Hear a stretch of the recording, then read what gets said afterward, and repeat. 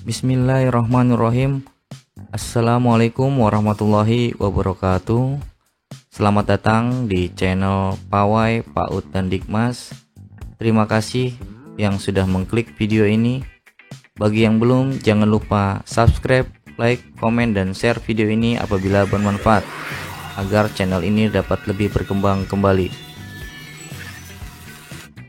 Pada video kali ini masih terkait tentang Dapodik Vokasi 2.2, yaitu Dapodik untuk Lembaga Kursus dan Pelatihan atau LKP. Pada video-video sebelumnya saya sudah menjelaskan, menerangkan kaitannya menu yang ada pada aplikasi Dapodik ini, yaitu di menu dashboard, lembaga, sarana prasarana, pendidik atau tendik PTK-nya. Kemudian saat ini yang akan saya terangkan kaitannya tentang peserta didik. Sebelum saya melangkah lebih jauh, bahwa pada aplikasi Dapodik Vokasi 2.2 ini untuk kita bisa menambahkan PD baru atau peserta didik baru atau siswa baru, kita tidak bisa melakukannya melalui aplikasi Dapodik ini, tapi nanti kita akan lakukan melalui manajemen Dapodiknya atau manajemen vokasi. Sama halnya ketika kita melakukan penarikan guru atau instrukturnya PTK-nya pada halaman manajemen Dapodik atau manajemen vokasinya. Langsung saja kita praktekkan bagaimana cara kita memasukkan peserta didik baru ke dalam aplikasi Dapodik Vokasi 2.2 ini. Kita ke menu peserta didik. Sebelumnya ini saya ingatkan kembali. Di menu peserta didik akan ada tampilan daftar nama PD-nya. Nah, di sini daftar nama peserta didik yang memang sudah terdaftar pada aplikasi Dapodiknya dan saat ini masih aktif di lembaga Bapak Ibu. Apabila siswa tersebut sudah keluar atau sudah tidak lagi kursus di lembaga kita bisa keluarkan. Di sini ada menu untuk kita keluarkan siswa tersebut. Tinggal kita klik saja menu yang di sini yang tanda silang merah ini, kita klik, kita tunggu. Kemudian di sini keluar karena apa? Pilih jenis keluarnya, alih fungsi, dikeluarkan, hilang, lulus, mengundurkan diri, mutasi, pensiun, putus sekolah atau wafat. Kalau saya menyarankan ketika kita mengeluarkan siswa tersebut karena sudah tidak aktif atau tidak lagi kursus di lembaga kita, saya merekomendasikan untuk memilih lulus atau mutasi. Untuk yang lainnya tidak perlu kita pilih karena agar bisa nantinya kita atau lembaga lain menarik data siswa tersebut atau bisa kembali lagi apabila siswa tersebut akan kembali lagi kursus di tempat kita. Jadi jangan dipilih yang lain, pilih saja lulus atau mutasi. Di sini saya contohkan, misalkan dianya sudah lulus, klik saja lulus atau mutasi. Kemudian tanggal keluarnya kita inputkan berdasarkan data siswa itu sudah keluar. Saya praktekkan siswa ini keluar misal di tanggal 1 Juli, di 1 Juli atau di 1 Januari di 2023. Nah, kita simpan sebelum kita melanjutkan. Ini saya terangkan bahwa siswa yang terdapat di aplikasi Dapodik lembaga ini berjumlah 43 siswa atau 43 peserta didik. Nanti setelah kita keluarkan akan berkurang jumlah siswanya. Kita klik saja simpan. Nah, data peserta didik berhasil dikeluarkan dari satuan. Nah, siswanya sudah berkurang. Yang tadi jumlah siswanya 42 berkurang menjadi yang tadinya jumlahnya 43 saat ini menjadi 42 siswa karena satu siswa sudah dikeluarkan dengan alasan lulus. Jadi itu untuk mengeluarkan atau apabila peserta didik tersebut sudah tidak lagi kursus di lembaga kita. Yang lainnya di sini adalah menu untuk mengedit dan lain sebagainya apabila terjadi kesalahan nama dari atau identitas dari peserta didik ini. Lanjut kita praktekkan bagaimana kita melakukan penginputan atau menarik data siswa ke dalam aplikasi. Kita menuju ke manajemen Dapodik. Sebelumnya bisa kita ketik di sini di browsernya manajemen vokasi. Ketik manajemen vokasi, kemudian kita pilih manajemen Dapodik Vokasi. maka akan diarahkan ke sini tampilannya. Kemudian kita login menggunakan akun Dapodik kita. Di sini di manajemen.vokasi.kemdikbud.go.id.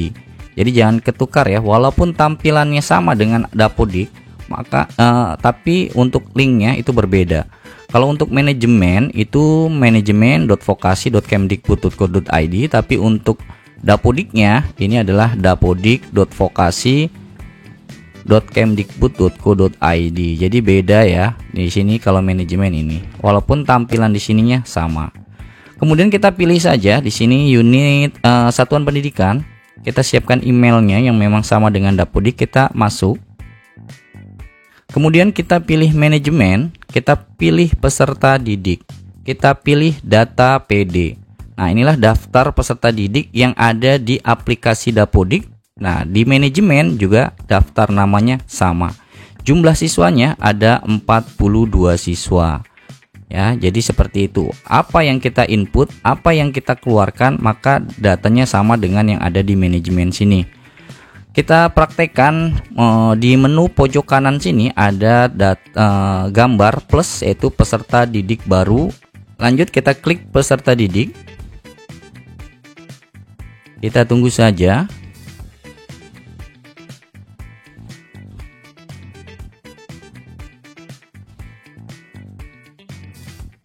Nah, kemudian akan muncul cari peserta didik.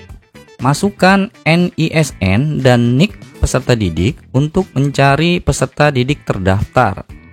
Dalam kurung ini ada keterangan kosongkan apabila ingin mendaftarkan peserta didik baru.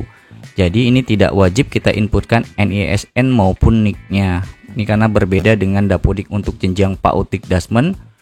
Ada kekhususan bagi LKP untuk menginput data peserta didiknya. Jadi kalau kita tidak mengetahui NISN dan NIK-nya, kita bisa menginputkan data nama, tempat tanggal lahir, dan nama ibu kandung sesuai dengan data yang terdaftar atau terpadan dengan data Disduk Capilnya. Kita langsung input nama peserta didiknya. Saya contohkan namanya. Kita ketik.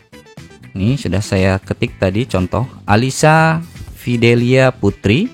Tempat lahir di Bekasi. Tanggal lahirnya di tanggal 19 Agustus 2013. 19/08/2013. Kemudian kita inputkan nama ibu kandungnya. Nanti data-data ini mohon maaf akan saya blur karena terkait dengan data identitas pribadi dan ketentuan di YouTube ini bahwa data pribadi itu tidak bisa ditampilkan. Kita lanjut saja, kita klik nanti di sini, klik di sini di paling bawah, cari. Kita klik cari. Nah, di sini pilih peserta didik, keluar namanya apabila memang data ini sudah sesuai. Alisa Fidelia Putri, tempat lahir Bekasi, sekian-sekian nama ibu kandung, tanggal entry dan lain sebagainya, tinggal kita lakukan tarik. Karena siswa tersebut aktif pada jenjang Dapodik PAUD Dikdasmen, maka akan tampil seperti ini. Nanti tinggal kita tarik saja datanya. Apabila peserta didik Bapak Ibu yang usianya memang contoh sudah di atas 30 dan saat ini tidak aktif di Dapodik manapun, baik itu di PAUD, SD, SMP, SMA, SMK ataupun kesetaraan atau PKBM, maka nanti tampilannya tidak seperti ini. Ini contoh adalah peserta didik yang saat ini siswanya aktif di Dapodik jenjang PAUD Dikdasmen. Dalam hal ini si siswa ini atau peserta didik ini aktif di Dapodik jenjang sekolah dasar. Kita praktekkan langsung, tarik saja siswa ini, kita klik tarik. Nah, data peserta didik berhasil ditambahkan. Nanti atas nama Alisa Fidelia Putri kita lihat di sini. Yang tadi jumlah siswanya 42 dan saat ini sudah berubah atau bertambah menjadi 43. Atas nama Alisa kita cek saja di sini nama Alisa. Ya, kita lihat di sini nomor 32 ada nama Alisa Fidelia Putri.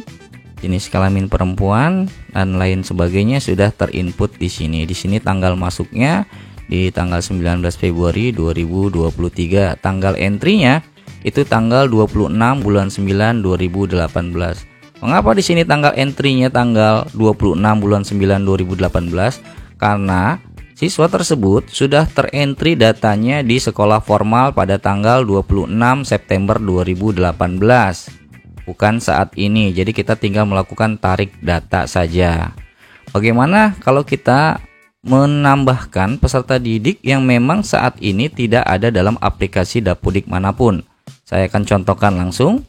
Contoh peserta didik yang usianya sudah di atas 30 tahun. Kita coba praktekkan. Klik peserta didik lagi.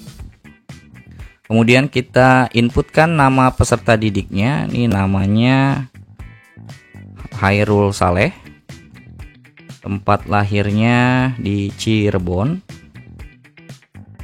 Kemudian tanggal lahir kita inputkan tanggal lahir di bulan 2 April 1980. Kita inputkan nama ibu kandung. Kalau tidak kita input, ketika kita klik cari, contoh ya, saya akan praktekkan, maka nama ibu kandung harus diisi karena ini wajib diisi. Kita isi saja nama ibu kandungnya. Sekali lagi, ini saya blur untuk menghindari data pribadi dan menghindari terblokirnya konten ini. Kita klik cari. Nah, maka tampilannya berbeda ketika kita tadi mencari data Alisa, karena Alisa aktif di lembaga. Nah, untuk nama Hairul Saleh ini dia peserta didik baru. Nah, disinilah kita akan inputkan data-datanya sesuai dengan data-data yang ada di kartu keluarganya, sehingga data ini tidak menjadi data residu di Verval PD-nya.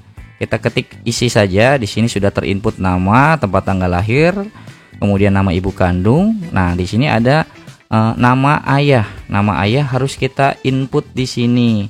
Jadi karena ini tanda bintang merah, maka wajib kita input. Saya input saja nama ayahnya. Kemudian alamatnya kita isi sesuai dengan alamat yang tertera pada kartu keluarganya. Kalau kartu keluarganya itu masih berada di Jakarta, ya kita inputkan di Jakarta. Kalau memang siswanya berada di kota Bekasi, ya kita inputkan sesuai dengan yang ada di kartu keluarga. Kita pilih provinsi. Ini videonya saya percepat ya.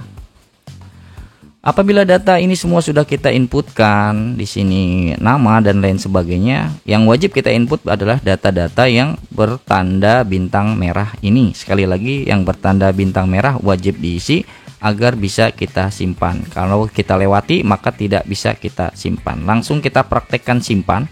Klik di sini simpan. Kita tunggu. Nah, data peserta didik berhasil ditambahkan. Nah, di sini yang tadi jumlah siswanya 43 bertambah lagi menjadi 44 siswa. Jadi seperti itu cara menambahkan peserta didik baru pada manajemen vokasi atau manajemen Dapodik untuk Dapodik Vokasi 2.2. Kita lihat nanti di halaman Dapodiknya. Nah, di sini daftar peserta didiknya 42. Kenapa tidak berubah? Kita coba reload atau refresh di sini. Ada suara petir. Kita coba reload di sini. Nah, nanti akan berubah, yang tadi siswa berjumlah 42 akan bertambah 2 menjadi 44. Kita refresh saja, reload, klik. Nah, jumlah siswanya bertambah menjadi 44 siswa. Begitulah cara mendaftarkan peserta didik baru, baik itu siswanya saat ini masih terdaftar di aplikasi Dapodik manapun ataupun tidak pernah atau belum terdaftar di aplikasi Dapodik manapun. Mudah-mudahan video ini dapat bermanfaat. Nanti untuk video selanjutnya saya akan terangkan bagaimana cara kita membuat rombongan belajar atau rombel. Bagi Bapak Ibu yang belum subscribe channel ini, segera di subscribe agar video ini dapat lebih berkembang. Terima kasih sudah menonton video ini sampai habis. Jangan lupa untuk like, komen, share apabila video ini bermanfaat. Salam satu data, salam sehat selalu, salam kompeten. Assalamualaikum warahmatullahi wabarakatuh.